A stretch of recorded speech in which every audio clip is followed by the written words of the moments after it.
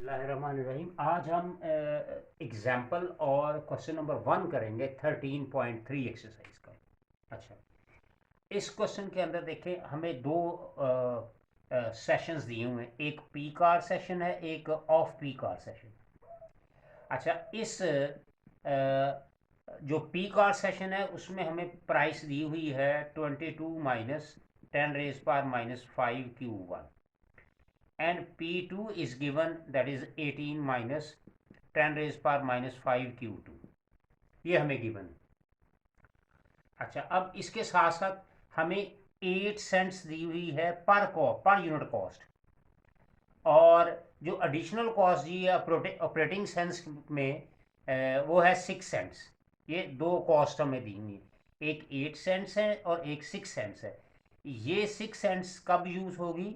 जब operating cost जो है वो यूटिलाइज होगी, यानी लेबर की शक्ल में ये हमें पैसे दिए जाएंगे, ये उसकी कॉस्ट होगी। अच्छा, अब इसमें हमें फाइंड क्या करना है? पर यूनिट आउटपुट निकालनी है और प्राइस निकालना है। अच्छा, इसके लिए देखिए P1 दिया हुआ है। अब हमें पता है कि टोटल रेवेन्यू जो होता है वो P इंटू क्यू के बराबर होता है, टोटल रेवेन्यू। सो सबसे पहले मुझे इसको क्या करना पड़ेगा? क्यू से मल्टीप्लाई करना पड़ेगा ताकि ये TR1 बन जाए। सो TR1 क्या बन जाएगा मेरे पास? ये 22Q माइनस 10⁻⁻1 Q1 स्केयर बन जाएगा, क्योंकि क्यू से मल्टीप्लाई करेंगे तो Q1 स्केयर बन जाएगा। और इसी तरह से TR2 मेरे पास क्या बन जाएगा? 18Q Q2 आ जाएगा, और माइनस 10⁻⁻5 Q2 और इसका स्केयर आ जाएगा।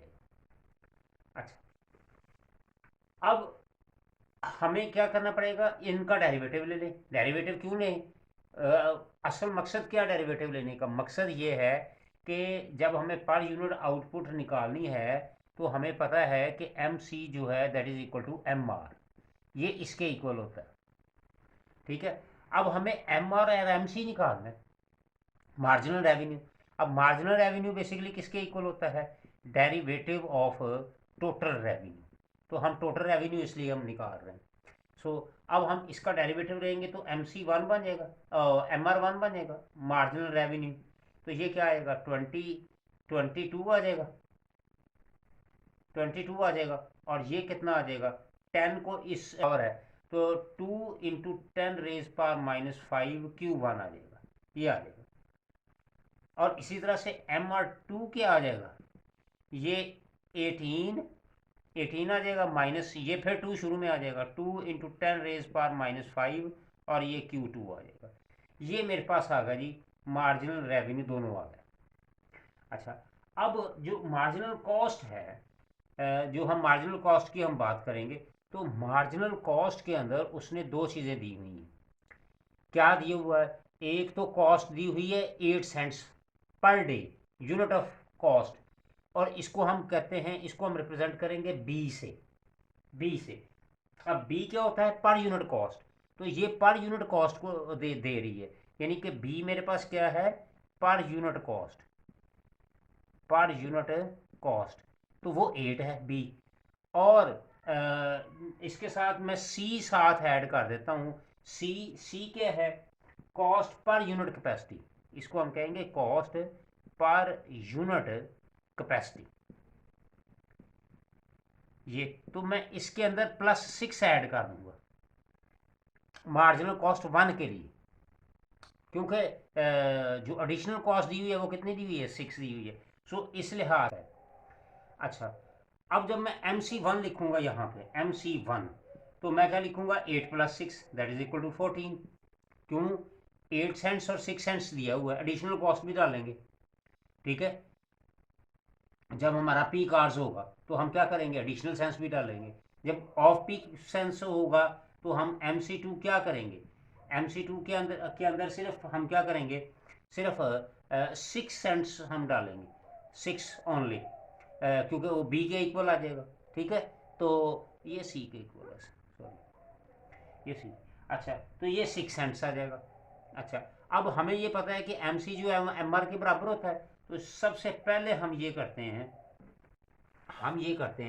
कि पहला काम ये करते हैं कि यहाँ से हम MR1 is equal to MC1, ये हम निकाल लेते हैं। MR1 22 minus 2 into 10⁻⁻5 Q1 equal to, ये किसके बराबर है, MC कितना आ जाएगा, 14 आ जाएगा। सो ये आ जाएगा 2 इंटू 10⁻⁻5 Q1, और 14 को इधर लेके जाएंगे तो 8 हो जाएगा।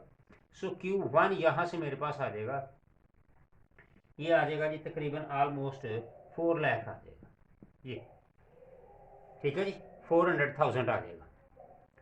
अब इसी तरह से हम यहाँ पे MR2 is equal to MC2 निकाल लेते हैं।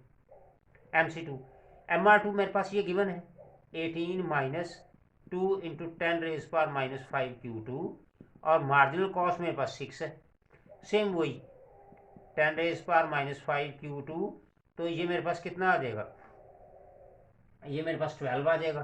तो Q2 मेरे पास कितना आ जाएगा, Q2 मेरे पास आ जाएगा जी 6 लाख, या हम इसको 600,000 कह देते हैं। तो Q1 और Q2 मेरे पास आ गए, ये दोनों चीज़ें आ गई। अच्छा, जो कि उसने पूछा था पर यूनिट कॉस्ट के हवाले से कि पर यूनिट कॉस्ट कितनी आएगी। अब हमें दो काम करने हैं मज़ीद। नंबर 1, हमें निकालना है इसका प्राइस भी निकालनी है, तो हम प्राइस को निकालते हैं। सबसे पहले प्राइस हमारे पास P1 और P2 क्या गिवन है वो देखें ज़रा। हम सबसे पहले P1 और P2 निकालते हैं। यहाँ पे P1 हमें गिवन है, और वो दिया हुआ है 22 माइनस 10⁻⁻5 Q1, ये हमें गिवन है। अच्छा, अब इसके अंदर एक चीज़ यहाँ पे एक नोट करने वाली चीज़ है कि यहाँ पे जो कंडीशन है वो क्या है, क्योंकि जो इसके अंदर मार्केट है ये non binding condition, non binding condition है, बाइंडिंग कंडीशन है, ठीक है, नॉन बाइंडिंग कंडीशन है। अच्छा, अब मेरे पास Q1 400,000 था और Q2 600,000 था। अच्छा, Q1 मेरे पास कितना था, 400,000, और Q2 मेरे पास कितना था, 600,000। हम जब इनकी एवरेज, दोनों की एवरेज निकालेंगे तो एवरेज मेरे पास क्या आएगी, वो 500,000 आ जाएगी। एवरेज मेरे पास कितनी आ जाएगी, वो एवरेज आउटपुट आ जाएगी, क्योंकि बाइंडिंग कंडीशन नहीं है, नॉन बाइंडिंग कंडीशन है। और नॉन बाइंडिंग की कंडीशन क्या है, वो क्या है, टोटल कैपेसिटी है, टोटल कैपेसिटी है। अच्छा, अब बाइंडिंग कंडीशन जो है वो क्या है, नॉन बाइंडिंग और बाइंडिंग कंडीशंस क्या है। नॉन बाइंडिंग कंडीशन के लिए है कि Q2 जो है वो लेस देन K होगा, यानी टोटल कैपेसिटी से Q2 जो है वो लेस होगा, ठीक है। और Q1 जो है that is equal to K, ये नॉन बाइंडिंग कंडीशन के लिए, ठीक है। मतलब कोई भी आउट बियर नहीं करेगी, सारा का सारा सेशन जो है, चूँकि 2 सेशंस है, पीक सेशन और ऑफ सेशन, ठीक है, तो सारी आउटपुट जो है वो क्या होगी, वो पीक सेशंस के लिए होगी। सो यहाँ पे ये हमारे पास है, ये याद रखिएगा कि ये मेरे पास आ गई नॉन बाइंडिंग कंडीशन, ठीक है। जो उसने क्वेश्चन के अंदर पूछा हुआ है कि बताएं बाइंडिंग है या नहीं है, नॉन बाइंडिंग है, तो इस हवाले से हमने ये इसकी कंडीशंस को अप्लाई बताना है कि हमारे पास बाइंडिंग है या नॉन बाइंडिंग है। अच्छा, अब जो नॉन बाइंडिंग के हवाले से चीज़ें डिस्कस हुई हैं, तो इस हवाले से अगर मैं देखूं तो λ1 plus λ2 that becomes equal to 8, क्योंकि 8 सेंट्स है ना जी टोटल कैपेसिटी यूनिट जो है। अब इसमें फिर λ1 का उसने कहा हुआ कि सारा जो है वो जो है λ1 जो है टोटल मार्केट है, तो हम इसको 6 देंगे क्योंकि 6 सेंट्स दिया हुआ है ऑपरेटिंग कॉस्ट, और λ2 जो है वो कितना दिया हुआ है, वो 2 दिया हुआ है, ये हमारे पास कॉस्ट आ जाएगी। अच्छा, यानी मार्केट्स आ जाएंगी, प्राइमरी मार्केट और सेकेंडरी मार्केट सेंस में। तो इस हवाले से अब हम जब हम क्यू पुट करेंगे, चूँकि मेरे पास एवरेज कॉस्ट कितनी है, एवरेज कैपेसिटी कितनी आएगी, वो 5 लाख आएगी क्वांटिटी जो है, तो हम यहाँ पे 5 लाख पुट करेंगे, तो इससे मेरे पास जो है वो प्राइस की वैल्यू जो है वो फाइंड आउट हो जाएगी।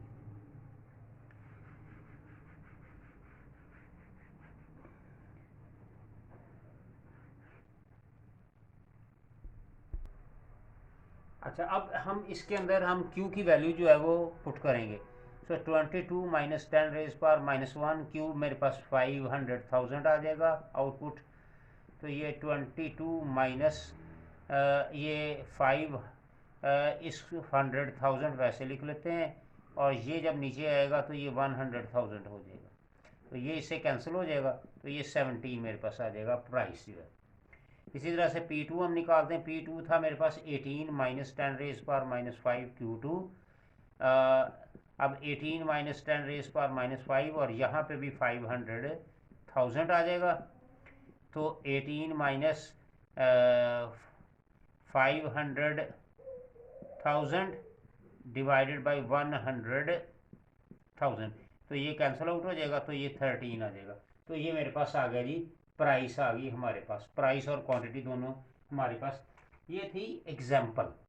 अब बिल्कुल सेम इसी तरह से अब जो है, अब अगर मैं क्वेश्चन को अगर मज़ीद आगे देखूं तो क्वेश्चन नंबर 1, ठीक है जी, कैपेसिटी कॉस्ट सिर्फ जो है वो मेरे पास कितनी है, 3 सेंट्स है।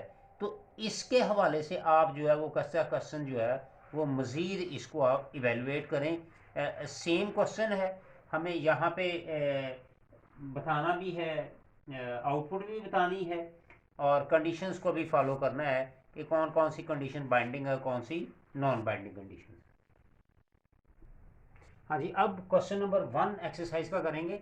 अब यहाँ पे ये जो 8 सेंट्स है, ये 8 सेंट्स यहाँ पे उसने 3 सेंट्स कर दिए, बस ये इतना फ़र्क किया उसने क्वेश्चन के अंदर। इसका मतलब मेरे पास क्या था, P1 मेरे पास क्या था, वो था 22 minus 2 into 10 raise power, not P, that is जो हमने निकाल लिया था MR1 -5 इंटू Q1, और MR2 मैंने क्या निकाल लिया था, ये निकला था 18 minus 2 into 10 raise power -5 Q2, ये अभी हमने फाइंड किया। अच्छा, अब मार्जिनल कॉस्ट में थोड़ा सा फर्क आएगा। मार्जिनल कॉस्ट पहले क्या था, B प्लस C था, बिल्कुल ऐसे ही था। अब आएगा 3 प्लस 6, तो ये 9 आ जाएगा, ठीक है। और मार्जिनल कॉस्ट 2 कितनी आ जाएगी, वो कितनी आएगी, वो ये 6 आ जाएगी ओनली, ऑपरेटिंग कॉस्ट आ जाएगी। अच्छा, अब इसके हवाले से अगेन हम उसी तरह से सॉल्व करेंगे कि MC जो होता है that is equal to MR। हम यहाँ से हम अपनी कंडीशंस को फॉलो करेंगे।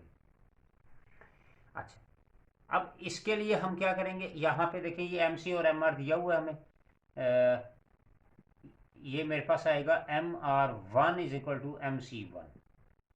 सो ये मेरे पास आ जाएगा 22 minus 2 into 10 raise power -5 Q1, और दैट इज इक्वल टू 9। और बिल्कुल सेम इसी तरह से यहाँ से 18 minus 2 into 10 raise power -5 Q2, और ये आ जाएगा 6 आ जाएगा। अब यहाँ से हमने क्या करना है, हमने अपना Q1 और Q2 फाइंड करना है, और फिर हमने प्राइस फाइंड करनी है, ठीक है जी। तो यहाँ से मेरे पास क्या आ जाएगा, 2 इंटू 10 रेज पावर -5 Q1, तो ये आ जाएगा मेरे पास 22 में से हम 12 निकालेंगे तो 13 आ जाएगा। तो Q1 मेरे पास आ जाएगा जी, ये 6,550,000 ये आ जाएगा, ठीक है। इसी तरह से यहाँ से जब हम निकालेंगे तो 2 इंटू 10 रेज पावर -5 Q2 आ जाएगा, और ये 12 आ जाएगा, और Q2 मेरे पास आ जाएगा जी, ये आ जाएगा 600,000 आ जाएगा, 600,000 आ जाएगा। ये मेरे पास Q1 और Q2 आ गए। अच्छा, अब यहाँ पे देखो, अगेन ये नॉन बाइंडिंग कंडीशंस है, ठीक है, नॉन बाइंडिंग कंडीशंस है। तो इस हवाले से कंडीशंस नॉन बाइंडिंग होने की वजह से हम यहाँ पे लिखेंगे कि Q2 जो है वो less than equal to K, लेकिन Q1 जो है वो टोटल कैपेसिटी चार्जेस के इक्वल है, K के इक्वल है। Q1 जो है वो K के इक्वल है, यानी टोटल कैपेसिटी के इक्वल। सो इसके अंदर जो पीक ऑफ पीक मार्केट जो होगी वो नॉन बाइंडिंग होगी, ऑफ पीक मार्केट जो क्या होगी वो नॉन बाइंडिंग हो जाएगी। सो यहाँ पे लैम्डा 1 जो है वो 3 हो जाएगा और लैम्डा 2 जो है वो 0 हो जाएगा। चूँकि नॉन बाइंडिंग कंडीशन है इसलिए लैम्डा 2 जो है वो 0 हो जाएगा अगेन। अब यहाँ से अब आपने प्राइस फाइंड आउट कर लें। आप देखिए P1 मेरे पास था 22 माइनस 10⁻⁵ अब 22 - 10⁻⁵ और Q1 मेरे पास आया, Q1 की वैल्यू आई थी मेरे पास 650 50,000 ये आया था। तो इसको हम मज़ीद सॉल्व कर लेते हैं। तो ये 50,000 ओवर 100,000, तो ये मेरे पास आ जाएगा, ये इससे कैंसिल हो जाएगा। तो ये आ जाएगा 22 माइनस ये तकरीबन आ जाएगा आलमोस्ट मेरे पास आएगा, तो ये 15.5 आ जाएगा जी, माइनस कर डिवाइड करेंगे तो। इसी तरह से P2 निकालेंगे तो 18 - 10⁻⁵ Q2 आएगा।